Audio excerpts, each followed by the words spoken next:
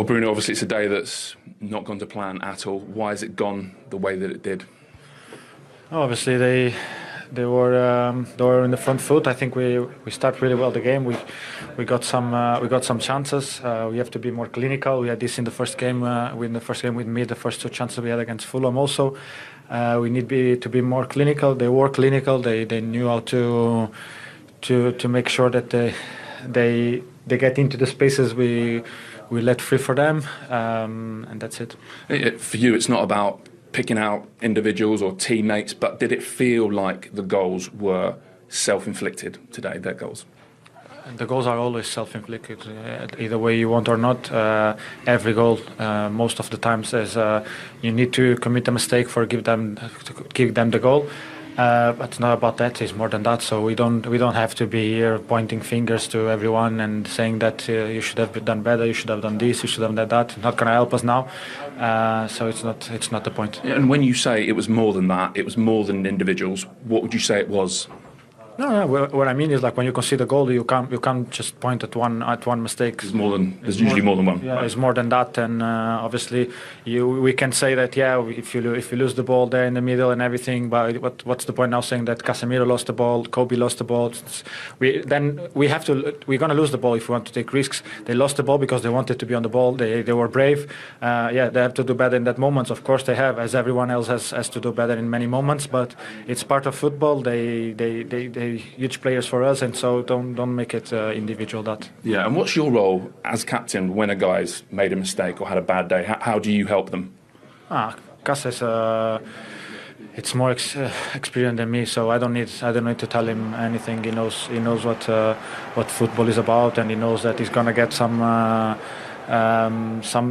now after the game and everything, but he played for the 2 best clubs in the world, so he's used to that. So it's not going to be never a problem for him to deal with that. And Kobe is an excellent kid that works a lot, works hard, wants to be on the ball. He's really brave. So I want him to be more times on the ball. I want him to try more and do this kind of plays, because it's part of his game and he's strong. So I don't want them to stop and now thinking about the mistake or something. They don't need. They're huge players for us, and they will keep being. There's been some positivity, I think, around the club first couple of weeks. I know you lost to Brighton, but also what the club had done in the transfer market. Is the problem with today, did it feel quite a lot like some of the bad days last season? No, we don't have to look at the past and think that every time that something happens, it's for something that we did bad in the past, so it's coming to happen the same again. We just have to make it different. That's it. We lost the game. Congratulations to Liverpool. They were more clinical than us. I think if I don't like to talk about stats, but the game was tight. But at the end of the day, is who score more goals that wins the game. So they did it. They win the game. Congratulations to them. They were better than us in that aspect, and we have to carry on and understand what we can do better. That's the Manchester United captain. Succeed Jurgen Klopp. Yeah, class act, isn't he? He's cool, calculated. You know, he looks like a leader of men. You know, he just got that air about him when he stands on the side of the pitch. You look at him and think, yeah, no messing with him. He just looks like he's got a clear plan of what to do, how to treat people, and what to do with this team.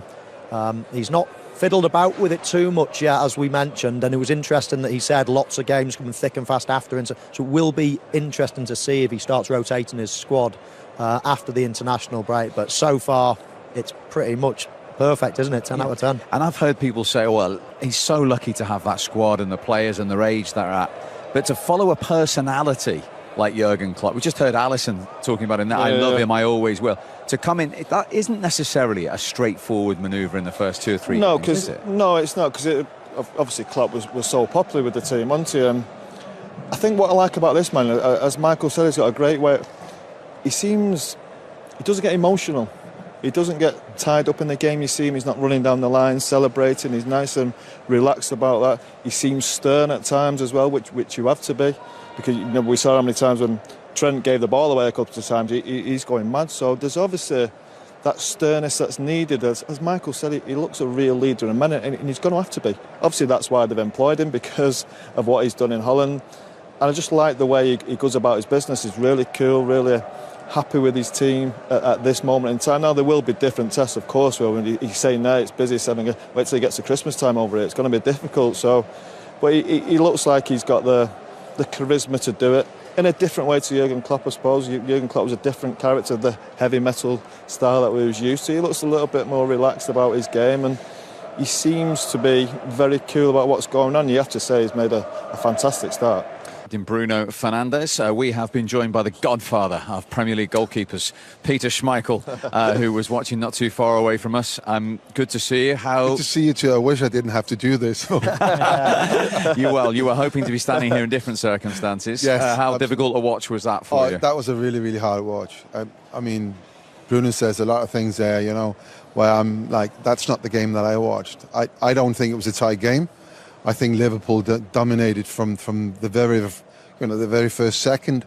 When you're in the stand and watching the game, and not watching, we watch a lot of games on TV. You don't really see everything that goes on. What really struck me today was how divided Manchester United is as a team. So at any given point, there's this massive gap in the middle of the park where you got 4 players always stood up front, and then you got the rest trying to defend. At this level, against teams like Liverpool, that's not good enough. That simply is not good enough. I won't accuse anybody of being lazy, but maybe just not informed enough for what their jobs are on the team. But that was really disappointing. Knowing their role, you mean? Exactly. So on the flip side of that, every time Liverpool lost the ball, you see everyone trying to chase the ball and win it back. And they win it back within 5-6 seconds. And that's not once in a while, it's every single time. When Manchester United lost the ball, nothing happened. Liverpool were allowed to play it. Why is that then? I think it's down to midfield players not playing the position properly. The amount of time the middle of that pitch is vacated is ridiculous. You saw every time they lost the ball. Well, not every time, but 3 times, 3 goals, all from midfield areas. Kobe Manu's deep, loses the ball. Collier, as a young kid, you've got to give him a chance, obviously. But he's almost playing as a number 10. And there's 3 or 4 Liverpool players in front of him, all of a sudden just rampaging on to the back 4. So it's is that ill discipline then in that role? Of course it is, yeah. And in a big game like this, you need to have discipline. You have to have at least 2 people in the middle of the pitch to play the position properly. Don't even think about getting forward. You think about staying there, controlling the game. Don't let them go through us. Don't let them attack onto our defence, because they are brilliant. The 3 midfielders are brilliant. The 3 forwards that they've got are sensational. So you can't handle that. You have to play with discipline. Now I think our back 4, back 5 will be okay eventually, but what's in front of it needs sorting out quickly. Yeah. I'll take it one step further up. When you look at Salah, Diaz, Jota, they work so hard. I mean, every single time they don't have the ball, they come back and work so hard. I didn't see that from our front 3 today. I didn't. At times, Bruno realised no one's working hard to get the ball back, so he was coming back. He was playing more like a striker today with Serki up there. That was the idea, that he should be up there. He wasn't supposed to run all the way down and stand in front of the back 4. He always does that though, Peter. He's so ill-disciplined in his game. Anyway, he could come to left back, get the ball, go to right back. Please just play your position. I've said it so many times. But we're used to having white players working back, doubling up with the full-backs, making sure that those spaces are covered. It was far too easy for Liverpool today because Rashford's not running back, Garnacho's not running back too much. And when Garnacho was running back, it was kind of like sort of half-hearted, not really doing the right run. I'm a little bit not shocked, but I'm surprised at how it was today, sitting in the stand and having watched the previous games on TV where you don't see everything. You can point to look at little things that when you don't see on TV and see. You realise why things are happening, because what you just spotted there. For instance, Rashford not tracking back or Garnacho not tracking back, and then that space that Liverpool was so good at today at exploiting appears. And fair dues to Liverpool, they played really well today. They took full advantage of what was given to them. But we conceded 3 goals on 3 identical mistakes. Midfield players trying to run the first one was a pass, a really, really bad pass. It's the next two was exactly the same midfield players trying to run the ball up. And then when they lost the ball, everybody just stood still. If that happened with Liverpool today, everybody would react and straight away come back and help the team. And that is what I think that Ten Hag really needs to improve his team on. I think that comes down to discipline, though, because once they lose the ball, everybody's out of position. Now, we all know, look, midfield is a big part of the game. You have to link with your forwards, you have to link with your defence. And the midfield is just wrong. It's just so vacant in there. They do not play the position well enough. So if the midfield's not working, everything else can't work. You can't bring attackers into the game. Both attackers are so wide. And that's why, what disappoints me a little bit, not so much Casemiro giving the ball away, but his experience. Bring these, for 5 minutes, bring Rashford in next to me. Sometimes you've got three or four players against two midfield players. Bring them in. Get Garnacho in for 5 minutes. Bring Rashford in for 5 minutes. Just settle the game down, try and work your way into the game, and then all of a sudden you might get a bit of control. Then you can bring your forwards into play. Marcus, go on, get back out. Get back out wide. We're in control. Everything's okay in here now. We can bring the forward player into the game. And on the other hand, when you're in the wrong positions, like we say, the deep midfield player losing the ball, all of a sudden you're onto back four because your other midfield player gone up the pitch when you're not in control of the game, and it just leaves a big space right through the middle of you. And then all of a sudden, decent defenders look bad defenders because they're not being protected. So when I hear Ten Hag talk about his idea, he talks about he's got a plan and there's a structure and there's discipline that you need to have. Do you see that in the team? I just see a team that plays completely without discipline more than anything. Do you see the plan? Do you? At the minute, no. I don't see it. I haven't seen it for a while. And have you seen it at all in a couple of years? I don't understand. No, and I don't understand it. I don't understand. So when it comes to we're 3-0 down. You got a young lad sat there on the bench who has scored a ton of goals for the youth teams. We're 3-0 down. Why not put him on instead of you take Zerkzee off? You take the striker off. Why not give him 10 minutes? What if he scored? What would that do for the next 2 months? For the team, for him, that would give him another option as a manager. Why not try it out? I mean, in our time, so obviously I was a senior player when you went into the team. We had 5 players, young players, at the same time in the team. And sometimes, yes, it didn't work, but only sometimes. But when it works... Slightly different group of players in all fairness. You need to try it out. If you have him on the bench... Peter, look at the difference in squads today, though. You think of their first team, wow, brilliant. Then you look at the bench. Yeah, I know. Then you look at the list, or you turn to the right-hand side, you look at our bench, you think, what's he going to do? What can he do? Now, this is he's into his third season, and we've not got them options still. The first 11 probably still isn't good enough. They've got Højlund, who's probably missing. He's probably the only one that is missing. But you're thinking about going to young kids, as he says, and look, young kids need chances, of course they do, but is today the right place to do it? I don't know, but the squad is just far too light. How can to, it be to like compete that with the money that's been Well, spent I and know. everything else? I mean, and I listen and I take your points and everything else, but the book ends up having to stop with the manager. It absolutely. If you switch those two managers round and say, right, 6 months, come and watch again, Pete. You fly over, get in the same seat. 6 months, having managed each team, I can pretty much guarantee that Manchester United team will be a different team. I think it'd be a different team, but I still think Liverpool would win. Possibly. What if Ten Hag was managing them? Yeah. That is some squad. That's a good but I debate. just think Where's this debate gone to? Can I just throw another one in? We saw Manuel Ugarte introduced to the crowd. He wanted to come over and meet Paul as well, which he's going to have to be some player, Steve. Well, my question was, what difference is he going to make?